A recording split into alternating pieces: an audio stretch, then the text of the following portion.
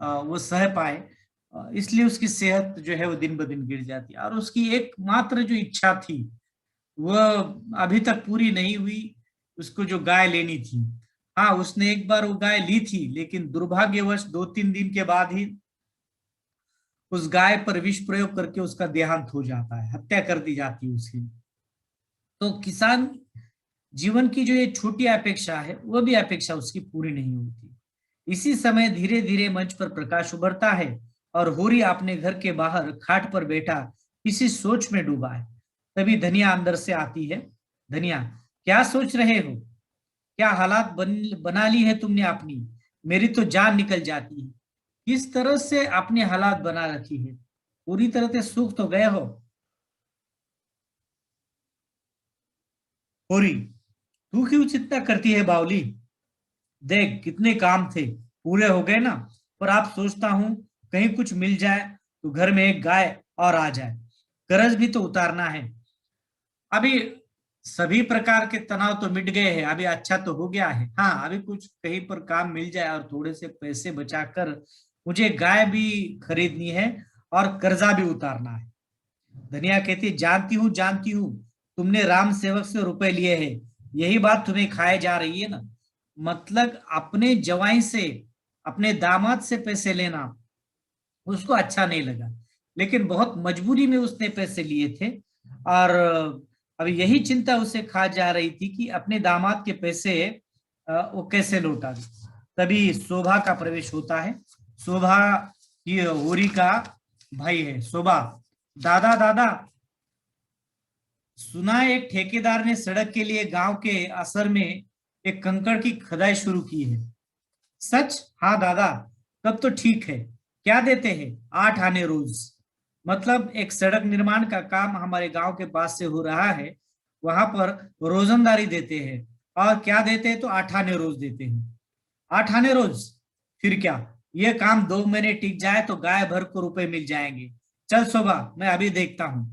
धनिया, अरे इतनी जल्दी क्या है? पूरी कहता है, जल्दी, गाय लेनी है, राम सेवक के रुपए भी अदा करने हैं। ये जो उसकी चिंता थी और आकांक्षा थी कि गाय लेने की और राम सेवक के पैसे या अपने दामाद के पैसे वापस देने की, ये आस थी उसकी, इसलिए वो तुरंत काम पर निकल जाता है। तेजी से वहां से चला जाता है। उद्घोषक मतलब स्टेज के पीछे से आवाज आता है, टूटा हुआ शरीर और टूट जाता है। दोपहर हो, लू चलती हो, और उसे तो रोज का काम करना है। गाय जो लानी है, जमीन जो बचानी है, कर्जा जो उतारना है, वो आराम कैसे कर सकता है? इसलिए बेचारा किसान मजदूर बन जाता है। और फिर वही होता है जिसका डर था। काम करते करते एक दिन वो गिर पड़ता है, उठता है और पानी पीता है। मतलब किसान और सहे भी कितना। मैंने जैसे कहा, आराम उसकी जिंदगी में नहीं है, हालांकि वो अन्नदाता है।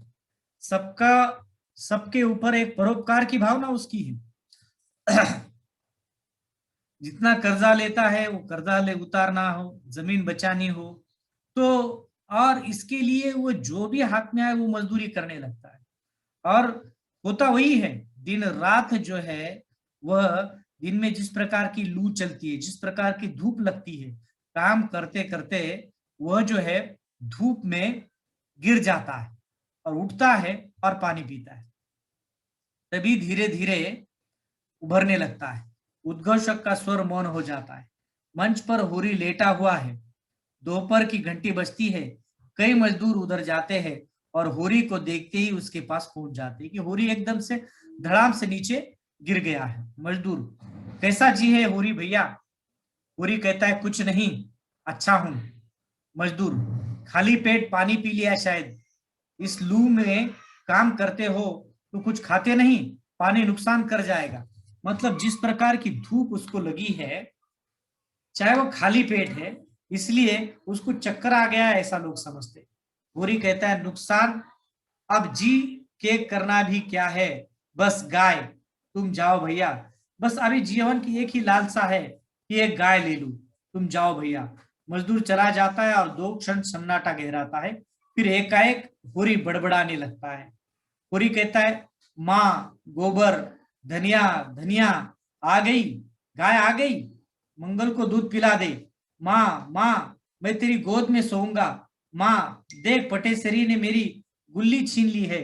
माँ माँ, इस तरह से वह कहता है। और शायद ये जो है इस तरह से भ्रम होता है, और जब व्यक्ति की मृत्यु निकट आ जाती है तो उसे पुरानी बातें याद आती है, और उसकी जो आकांक्षा है, वो अधूरी आकांक्षाएं जो है, वो अधूरी आकांक्षाएं भी बोल पड़ती है। कुछ क्षण चुप हो जाता है, फिर बड़बड़ाता है। मजदूर काम पर जाते हैं और एक मजदूर होरी की ओर आता है। मजदूर, दोपहर ढल गई है होरी, चलो झुआ उठाओ। होरी पास जाता है, देखता है। कैसा जी है? सिर पर हाथ रखता है। अरे इसकी देह तो जल रही है, हाथ पांव ठंडे पड़ रहे हैं, शायद बहुत लू लग गई है, धूप लग गई है। एकदम बाहर जाता है। अरे कोई है? होरी के घर जाना है, लू लग गई है इन्हें। लू मतलब धूप लग गई है। होरी पहले की तरह बड़बड़ाता है। होरी, गोबर गोबर, रुपए हो गए, गाय आ गई, मंगल को दूध पिला दो। धनिया तूने लाल चुंदरी पहनी है ना, दुल्हन बनी है। धनिया, गाय कामधेनु है, देवी है। इस तरह की जो उसकी आकांक्षा है, अधूरी आकांक्षा एक गाय लेने की, वो इसके माध्यम से उसके जुबान पर आ रही है। तभी सहसा धनिया दौड़ आती है, होरी को छूती है और पागल सी देखती है और कांपती है। धनिया, कैसा जी है तुम्हारा? मैं तो पहले से कह रही थी है, और पागल सी देखती है, कांपती है। धनिया, कैसा जी है तुम्हारा? मैं पहले से कह रही थी पर तुमने सुना भी नहीं। पूरी, तुम आ गए गोबर, मैंने मंगल के लिए गाय ले ली है। वह खड़ी है, देखो कैसी मस्तानी है, कैसे झूम रही है। आज कैसा शुभ दिन है, मेरे द्वार पर कामधेनु बंधी है। हालांकि कोई गाय नहीं है, लेकिन वह ऐसे असर में पगला जाता है और बात करता है गाय आने की। धनिया कहती है, मेरी और देखो, मैं हूं, क्या मुझे नहीं पहचानते? देख लो। बुरी की चेतना लौटती है, धनिया को दीन आंखों से देखता है, क्षीण स्वर में। कौन? धनिया कहती, मैं हूं धनिया। पूरी, धनिया, मेरा कहा सुना माफ करना, अब जाता हूं। गाय की लालसा मन में ही रह गई है, अब तो यहाँ के रुपए क्रियाक्रम में जाएंगे। धनिया रोती है, रो मत धनिया, अब कब तक जिलाएगी? सब दुर्दशा तो हो गई है, अब जाने दो। अब मेरे पर रोने से क्या फायदा हो जाएगा? गाय की एक लालसा रह गई थी, उस लालसा को अधूरा छोड़ते हुए दुनिया छोड़कर मैं चला जा रहा। और जितनी मैंने कमाई की है, उतनी आप, उतने में से कर्ज तो वापस नहीं जाएगा, ये सब क्रियाक्रम में चाहेंगे। अब तुम रोती क्यों है? कितना जी जलाएगी मेरे लिए? मेरी जितनी, इससे ज्यादा दुर्दशा क्या हो सकती है? आप मुझे जाने दो। दुनिया कहती, कैसे जाने दू? मैं भी तो चलूंगी, गार्ड बांध कर लाए थे, अकेले कैसे जाओगी? वो आंखें बंद करता है। तभी हीरा, वो गांव के दूसरे लोग आते हैं, उसे खाट पर लिटाते हैं। सारा गांव उसे देखने आ जाता है।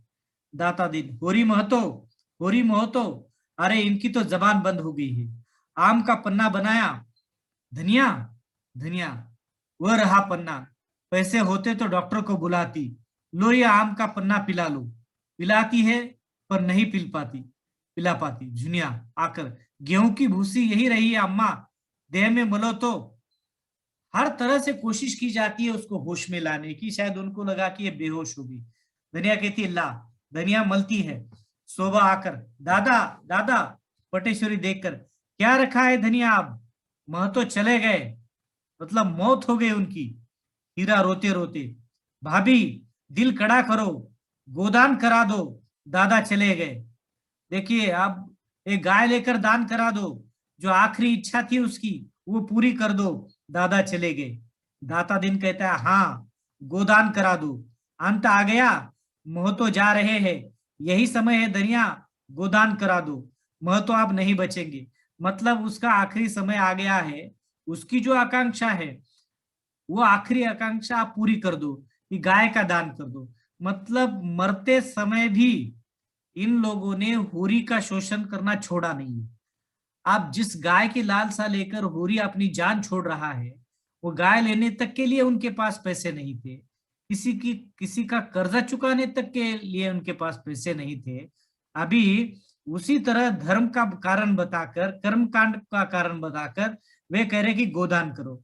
धनिया अब तक देह मल रही है, तड़प उठती है, होरी को देखती है, फिर टेढ़ से 20 आने पैसे निकालती है, पति के डंडे पर रखती है, पति के डंडे पर रखती है, और 20 आने पैसे ये इनका गोदान है। 20 आने पैसे, अब तो कुछ रहा नहीं, केवल थोड़े बहुत पैसे थे, वही पैसे अब बचे हैं। वो 20 आने वो देती है और कहती यही इनका गोदान है, क्योंकि पैसे लेने के लिए तो उनके पास ये नहीं है। हेलो, हाँ थोड़ा लेक्चर चालू है माझा, मी नंतर करतो।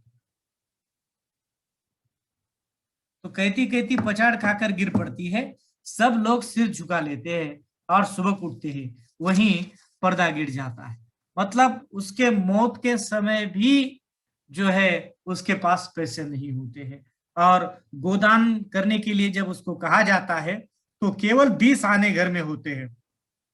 वही 20 आने धनिया लाती है और कहती महाराज घर में गाय है ना बचिया है ना पैसा है, आज जो सुतली बेची थी उससे यही 20 आने पैसे आए हैं, यही इनका गोदान है, यही समझ लो। और यहाँ नाटक पूर्ण हो जाता है।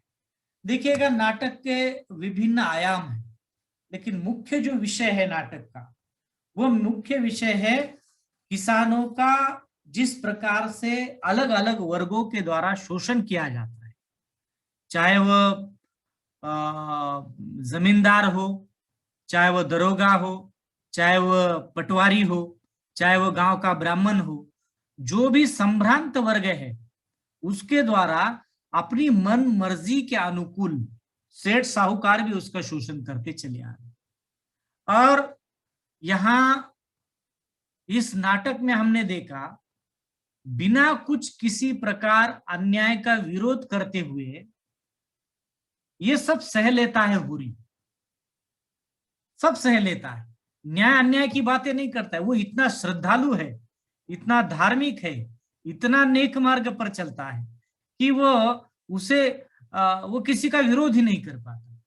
मैंने जैसे आपको पहले कहा कि किसानों का जिस प्रकार से ये लोग फायदा उठाते हैं, उसका प्रमुख कारण किसानों का अज्ञानी रहना, अंधश्रद्धालु रहना है, किसी के दबाव में। हम किसी के गुलाम नहीं है, संविधान हमें ये बिल्कुल बात बताता है कि हम किसी के गुलाम नहीं है, और किसकी गुलामी करनी है, कितना काम करना है, वो हमारा हक है। लेकिन फिर भी जमींदार लोग हो, साहूकार लोग हो, इस प्रकार का शोषण करके, इसी प्रकार का शोषण करके इस किसान लोगों का फायदा उठाते हैं। परिणाम स्वरूप होता क्या है? होता यही है कि कर्जदार बनता है, जिसको बड़ी राजा कहा जाता है, जिसको अन्नदाता कहा जाता है। वही अन्नदाता एक कर्जे के बोझ में दबता है। प्रकृति चक्र के कारण कभी उसकी फसल हो पाती है, कभी उसकी फसल नहीं हो पाती है, लेकिन जो दैनंदिन जीवन का खर्चा है वो तो उसको चलाना ही पड़ता है, उसे भी तो खाना पड़ता है, उसका भी तो परिवार है, उसे भी तो कपड़े लत्ते लेने पड़ते हैं, उसको भी तो रीति रिवाज पालने होते हैं, उसको भी तो अपने बच्चों की शादी करनी पड़ती है। ये होने के बावजूद भी जिस तरह से किसान चला जाता है, बोझ जो है वो ढोते चला जाता है, तो परिणाम स्वरूप कर्ज के कारण हो, उसकी व्यक्तिगत इच्छा आकांक्षाएं तो पूरी होती नहीं। जैसे मैंने कहा किसी मिडिल क्लास फैमिली या कोई उच्च वर्गीय की आकांक्षा होती है कि वो घर ले, बंगला ले, गाड़ी ले, प्लॉट ले, सोना ले, बड़ी शादियां करे बच्चों की, या बेटियों की शादी करे। ये सब आकांक्षाएं किसान की होती नहीं है। उसकी जो साधारणता, उसको जो सामान्य व्यक्ति की तरह या मनुष्य की तरह उसके साथ जो बर्ताव होना चाहिए वो होता नहीं। आज भी मैं पिछले 2 दिनों में आपको बहुत उदाहरण दे चुका हूं। आज जैसे किसान आंदोलन पिछले 70-80 दिन से चल रहा है, लेकिन सरकार उनको पूछने नहीं जा रही उसमें कितने किसानों की ठंड के कारण मौत हो चुकी है, हमें अच्छी तरह से पता है। क्या दोष है उसका? अगर जिसके लिए या जिन्होंने आपको चुन कर दिया है वो अगर चाहते हैं कि अगर हमारे लिए कानून बनाया जा रहा है और हम नहीं चाहते वो कानून, तो जनता के लिए अगर कानून बनाया जा रहा है और जनता नहीं चाहती उस कानून को, तो क्या फर्क पड़ता है सरकार को यह मानने के लिए कि तो ठीक है, क्योंकि सरकार के लिए जनता नहीं है, बल्कि जनता के लिए सरकार, जनता ने सरकार को चुन कर दिया। लेकिन ऐसा होता नहीं। इसीलिए हम देखते हैं पिछले कितने सालों में विदर्भ और मराठवाड़ा में बार बार खेतीहर किसानों की आत्महत्या हमें देखने के लिए मिलती है। क्या केवल कर्ज के कारण उसमें अधिकतम जो आत्महत्याएं होती वह कर्ज के कारण होती, कर्जा बढ़ने के कारण होती। कभी बेटियों के लिए कर्जा, बेटी की शादी के लिए कर्जा, बच्चों की पढ़ाई के लिए कर्जा, या खेती पर फसल बोने के लिए कर्जा, या बैंक का कर्जा, साहूकार का कर्जा, अलग अलग प्रकार के कर्जे के बोझ के तले वो दबा। और हुर्री केवल हुर्री उत्तर भारत का प्रतिनिधित्व नहीं करता है, उत्तर भारतीय किसान का प्रतिनिधित्व नहीं करता है। यही अवस्था पूरे भारत के किसान, और उसकी व्यक्तिगत इच्छाएं आकांक्षाएं छोटी छोटी है, वो भी तो पूरी नहीं हो पाती। जैसे हुर्री की गाय लेने की इच्छा थी, वो भी तो नहीं पूरी हो पाई। इतनी विवंचना में जीता है, इतनी आर्थिक अभाव में जीता है, लेकिन नीति छोड़ता नहीं। हमने देखा झुनिया को पूरा गांव उसका विरोध कर रहा था, झुनिया को रखने में, क्योंकि झुनिया ने गलत मार्ग का अवलंब करके परिवार में आई थी। शादी से पहले ही वो गोबर से पेट से थी, फिर भी पूरे गांव ने लथाड़ लिया, लेकिन धनिया ने और हुर्री ने उसको स्वीकार किया, हुर्री और धनिया ने उसको स्वीकार किया। तो ये सबसे गंभीर बात होने के बावजूद भी वो नेक मार्ग पर चलता है। और आखिरी में जो है इसी शोषण के तले, मानसिक शोषण के तले, आर्थिक शोषण के तले वो पूरी तरह से